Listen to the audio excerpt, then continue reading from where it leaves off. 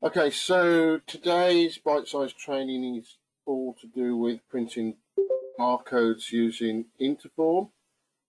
And before I go into the session, I just want to talk to you a little bit about what bite-sized training is all about. And I really sort of want to try and encourage people to join in with the bite-sized training suggestions. So if you've got any ideas or any topics that you want us to cover in the future, just fire off an email or link in with us and send a social media post or whatever. But they're sort of sessions, 15 minutes to 30 minutes, taking an individual topic of one of the products in the portfolio, and then we'll go through and discuss it, and we'll give you a run through of some of the aspects of each of those topics. So today we're talking about printing barcodes within InterForm, and I think a lot of companies have been using barcodes now for as a major part of their business for a very long time. I mean, so they're getting their trading partners to provide them with barcodes, and when the goods arrive into the system, they get scanned, and that becomes an integral part of your system. From an InterForm point of view, we are capable of supporting all of the major barcodes, both for PCL printing, for laser printing, for PDF output into documents, for zebra printing. So all of those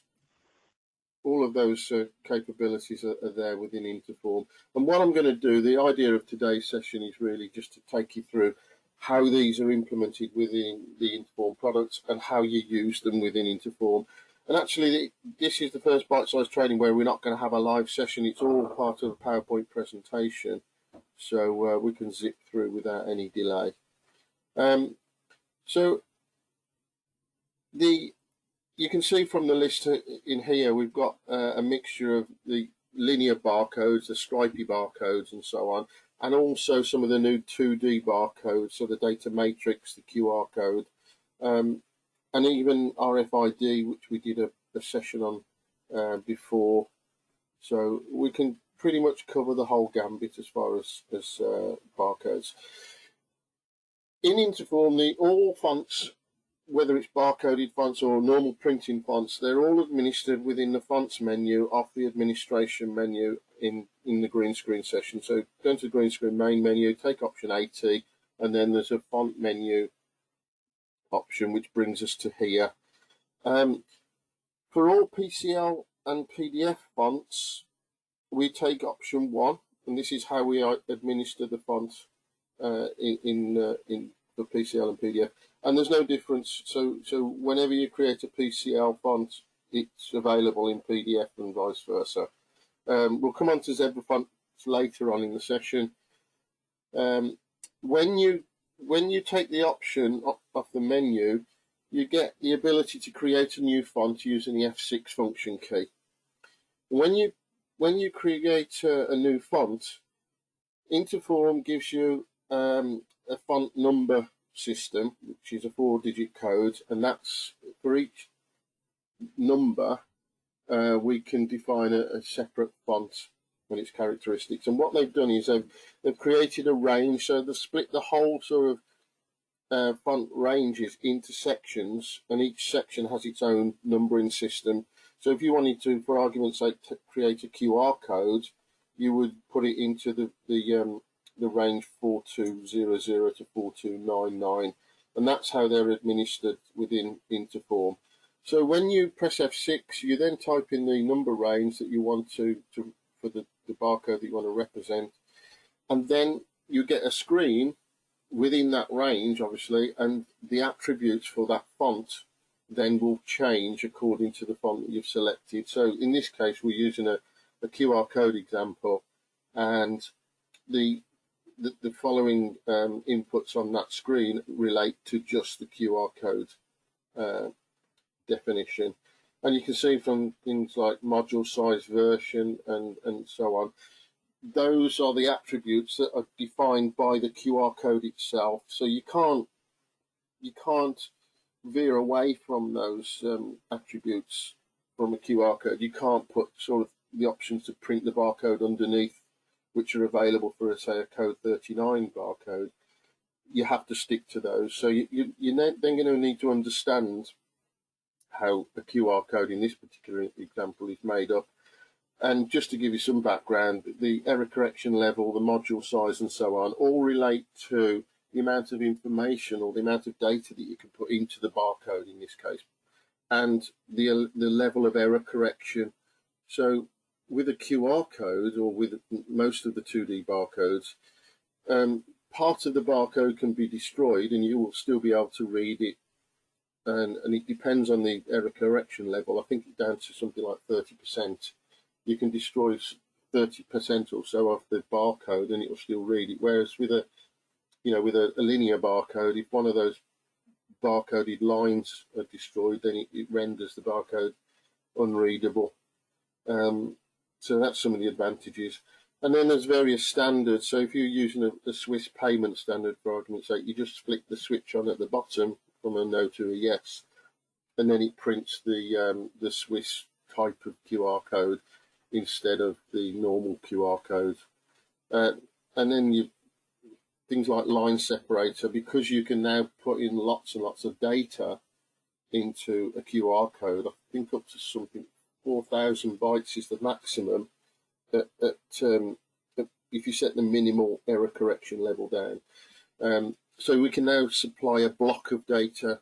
So you could basically, in the spool file, you could say, I want to pick up all the data from line 1 to line 50, from column 1 to 80, and put a whole block of text in there. And the line separator level says how to terminate that block, what is the last character within that block, and so on.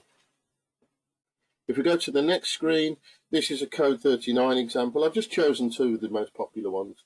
So you can see that the attributes on the screen, when you specify the font number range in 4600s, now changes to the code 39 specific codes. And this is just defining the height of the bars and the narrow width and the actual width of the bars and so on. So you can make those, you can increase the size and you can spread the barcode out to make it look wider. But it's got all sorts of things like checksum calculation. So wherever there's, in this code 39 code, InterForm have implemented the full range of capabilities of a code 39 for us here. So you just literally switch the checksum on and it puts the checksum processing in for us. And you've got things like full ASCII code and then the ability to print the characters within the barcode underneath the actual barcode itself. I'm not going to go through all of them, but those are, you just need to understand that you have to stick to the attributes of the barcode when you're creating the barcode. You can't just throw other things into the equation and make the barcode do something more than it's capable of. You have to stick to the attributes. Very, very similar when you're dealing with zebra fonts. So we take option 11. Option 11 then gives us again another range of barcodes, and they're exactly the same. So defining a QR code in PDF would have the same attributes as in zebra, but you do need to create the barcode in both systems for InterForm to be able to produce them. And then if you look at the actual designer, once you've implemented the actual font definitions, you just use a standard remap from the remap command from the spool file, and you specify the font. So in this particular case here, as I've got highlighted, I'm using a QR code font number, and that produces us a QR code, as you can see, highlighted by the blue crosshairs. And then I've got an example of a data matrix 2D code, and then a code 39, a code 1 to 8, and then interleave 205, and so on. All those examples. Now, the barcode is represented in the PC Designer as best it can. It's not there's not always 100% accurate representation. It's just really trying to give you a size prediction within the designer itself. To actually test the output, you would need to either print one off or use the previewer. So though what appears in the designer itself is not always exactly representative, but this is a printed output that's of the same barcodes, so you can see the QR code and the exact size that it will be printed at. And then the data matrix. Data matrix is made up of blocks, so it depends on the amount of data that you put in there and so on. And there are all the linear barcodes underneath, and with some of them with the switch on to print the barcoded contents underneath. And it's exactly the same in the Zebra designer, that you would just reference the barcode number and then you use the remap command to position it onto the final output.